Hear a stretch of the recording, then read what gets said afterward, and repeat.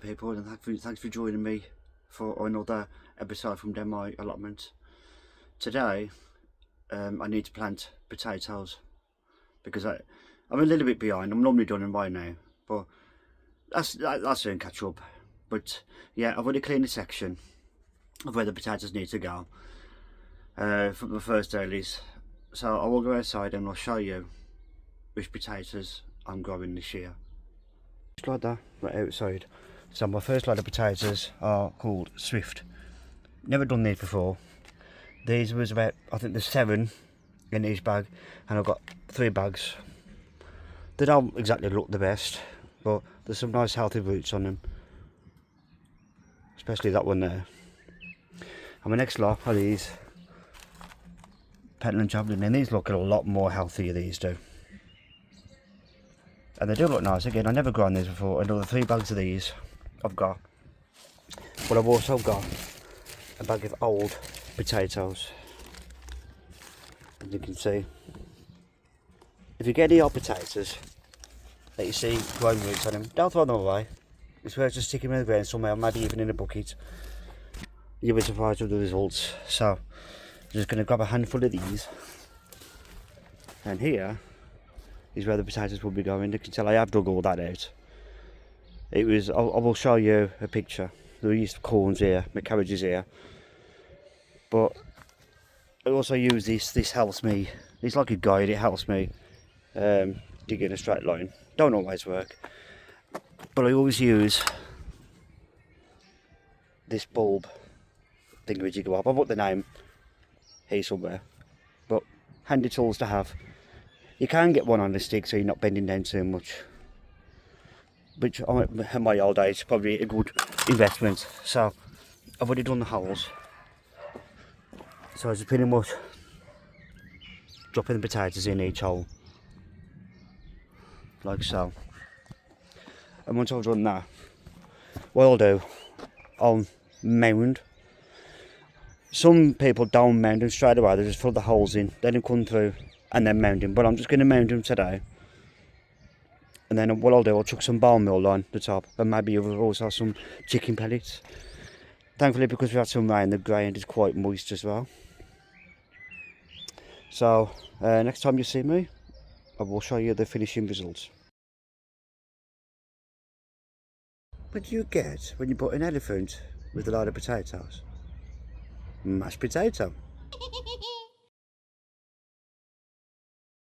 Do you know there are over 4,000 varieties of potatoes worldwide?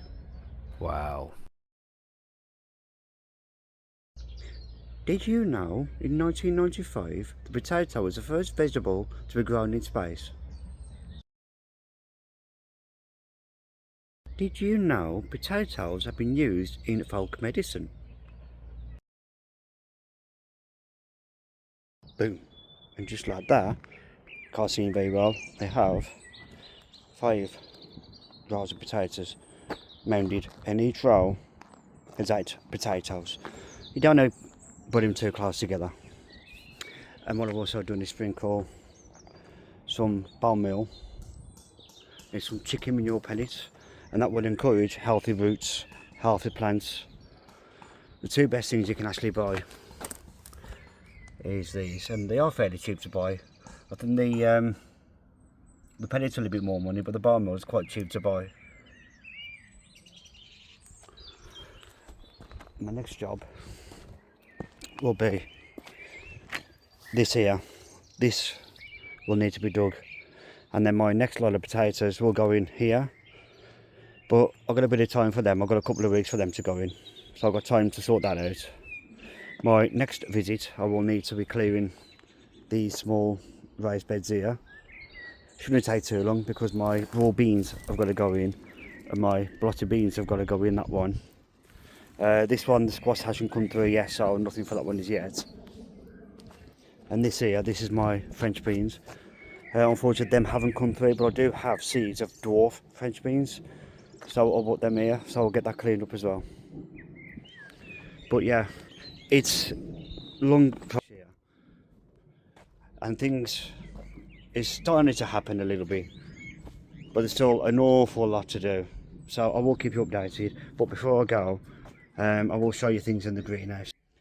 So I do have signs of more stuff coming through. Corns, as you can see, they are starting to pop their heads through. I've only got a couple in this tray. Broccoli, all these will need to be repotted on soon into bigger pots. The same with the cabbages, they're growing quite fast.